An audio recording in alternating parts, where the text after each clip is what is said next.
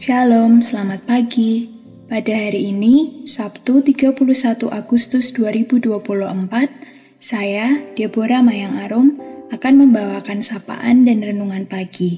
Sebelumnya, mari kita bersama-sama berdoa. Selamat pagi Bapa, terima kasih untuk perlindungan-Mu dan hari yang baru. Terima kasih untuk hidup dan tujuan hidup yang Engkau berikan pada kami. Terpujilah nama-Mu Tuhan.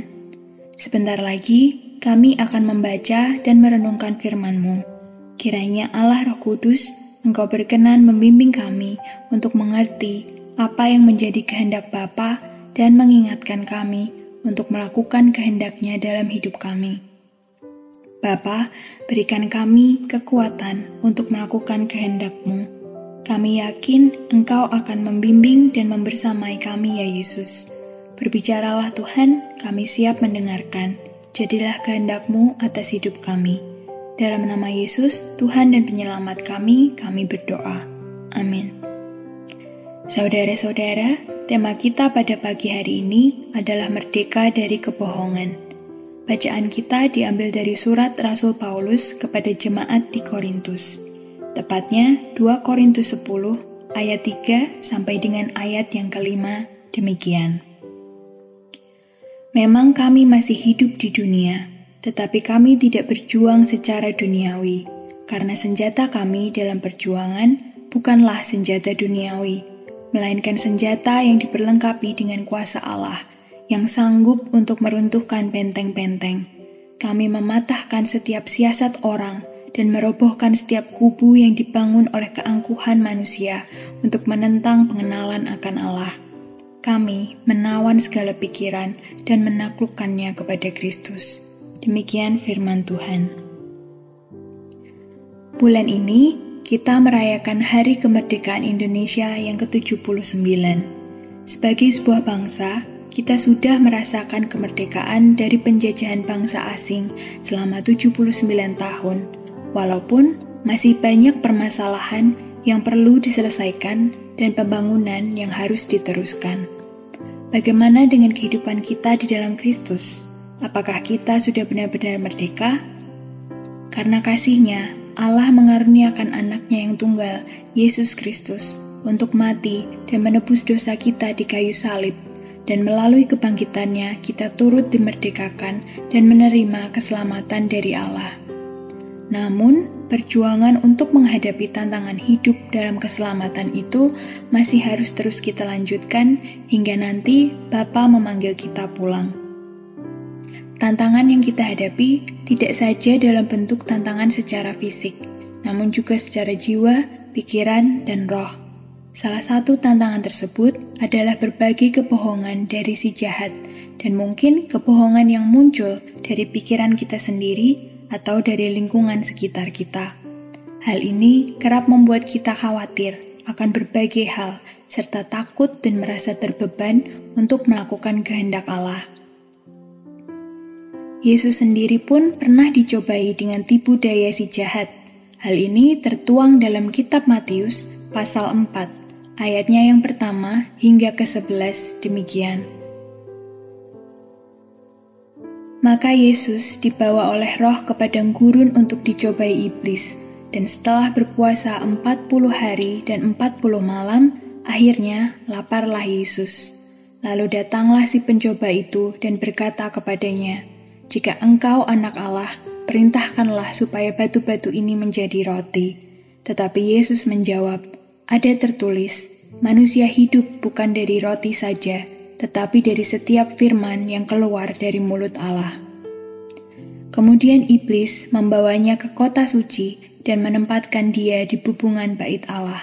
Lalu berkata kepadanya, "Jika engkau anak Allah, jatuhkanlah dirimu ke bawah, sebab ada tertulis, mengenai engkau, ia akan memerintahkan malaikat-malaikatnya, dan mereka akan menatang engkau di atas tangannya, supaya kakimu jangan terantuk kepada batu." Yesus berkata kepadanya, "Ada pula tertulis, janganlah engkau mencobai Tuhan Allahmu." Dan iblis membawanya pula ke atas gunung yang sangat tinggi, dan memperlihatkan kepadanya semua kerajaan dunia dengan kemegahannya, dan berkata kepadanya, Semua itu akan kuberikan kepadamu jika engkau sujud menyembah aku. Maka berkatalah Yesus kepadanya, enyahlah iblis, sebab ada tertulis, engkau harus menyembah Tuhan Allahmu, dan hanya kepada Dia sajalah engkau berbakti. Lalu iblis meninggalkan dia, dan lihatlah, malaikat-malaikat datang melayani Yesus. Dari bacaan tersebut, dapat kita lihat bahwa Yesus menjawab setiap tipu daya iblis dengan kebenaran yang tertuang dalam firman Allah. Hal ini menjadi contoh bagi kita untuk menguji segala sesuatu, baik itu pikiran maupun hal-hal yang kita dengar, lihat maupun rasakan dengan firman Allah yang merupakan kebenaran itu sendiri. Karena terkadang sesuatu yang terlihat baik belum tentu adalah hal yang benar. Dengan menguji segala sesuatu dengan firman Allah dalam pertolongan Roh Kudus, kita dapat terhindar dari berbagai kebohongan dan pikiran yang menyebabkan kita khawatir, takut, dan enggan dalam menjalani hidup sesuai kehendak Bapa. Kebohongan-kebohongan itu bisa berupa perasaan-perasaan bersalah yang membuat kita merasa tidak layak melayani Tuhan. Padahal, jika kita sudah dengan sungguh-sungguh meminta ampun pada Tuhan dan bertobat, Tuhan berjanji akan mengampuni kita dan memberikan lembaran baru dalam kehidupan kita. Bisa juga kebohongan itu berupa ketakutan-ketakutan bahwa kita akan gagal dalam melakukan tugas kita. Padahal Tuhan berjanji akan memberikan kita kekuatan untuk melakukan kehendak-Nya. Dan jika pun Tuhan mengizinkan kegagalan terjadi dalam hidup kita, Ia punya tujuan yang baik untuk kita, walaupun mungkin kita belum mampu memahaminya pada saat itu juga. Bisa juga kebohongan itu berkata bahwa kita tidak cukup, kita tidak berarti. Padahal Tuhan berkata bahwa Ia menciptakan kita dengan dahsyat dan ajaib. Kita adalah karya tangan Tuhan sendiri. Dan masih banyak lagi kebohongan dan pikiran yang dipakai si jahat untuk menjauhkan kita dari penggenapan tujuan Tuhan dalam hidup kita. Oleh karena itu, kita perlu untuk mengetahui dan memahami firman Allah yang adalah kebenaran. Untuk dapat mengetahui dan memahami firman Allah yang adalah kebenaran, tentu kita perlu berkomitmen untuk membaca dan merenungkan firman-Nya setiap hari. Jika kita tidak menyantap makanan rohani kita setiap hari, bagaimana kita akan tumbuh dan hidup di dalam Tuhan? Jika kita tidak memasukkan santapan yang benar ke dalam tubuh rohani kita, energi dan perbuatan apa yang akan kita hasilkan? Mungkin kita merasa baik-baik saja tanpa membaca dan merenungkan firman Allah. Namun tanpa sadar, dengan demikian, kita menyerahkan kontrol hidup kita pada diri kita sendiri yang memiliki kemampuan dan pengertian terbatas. Tidak heran jika pada akhirnya kita merasa kewalahan, cemas, ataupun takut, dan pada akhirnya tidak dapat memberikan yang terbaik bagi Tuhan. Si jahat tidak hanya menghasut kita untuk mengikutinya dengan melakukan kejahatan-kejahatan besar yang dengan mudah dapat kita sadari, namun juga melalui hal-hal kecil yang terasa biasa saja yang kita lakukan setiap hari, melalui pembiaran-pembiaran kecil yang tidak terasa. Seperti tidak apa-apalah tidak membaca Alkitab hari ini, tidak apa-apalah tidak berdoa hari ini, toh masih ada hari esok dan saya masih ingat isi renungan yang saya baca sebelumnya. Tidak apa-apa tidak ke gereja minggu ini, masih ada minggu depan. Tidak apa-apa jika saya berbohong sedikit, toh untuk kebaikan bersama. Tidak apa-apa saya mengambil keuntungan yang lebih dari seharusnya, toh tidak akan ketahuan. Semua pembiaran yang nampaknya remeh ini, jika diteruskan akan menjadi kebiasaan, dan kebiasaan lama-lama akan menjadi sebuah karakter. Karakter yang membelenggu kita dari pengenalan akan Allah yang mampu membimbing kita untuk melakukan kehendak-Nya dalam kebenaran. Karakter yang tidak mencerminkan gambar Allah yang telah mengorbankan anak-Nya yang tunggal untuk memerdekakan kita dari perbudakan dosa dan berbagai kebohongan.